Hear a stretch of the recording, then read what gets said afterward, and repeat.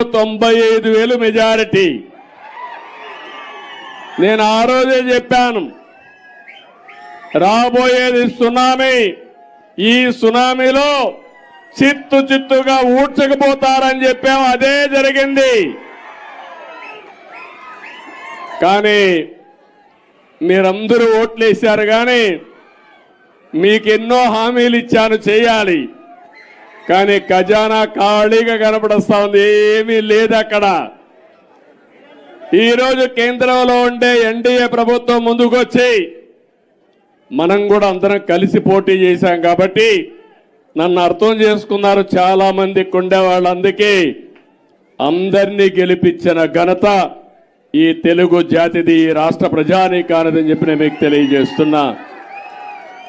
దానివల్ల నిలదొక్కునే శక్తి వచ్చింది.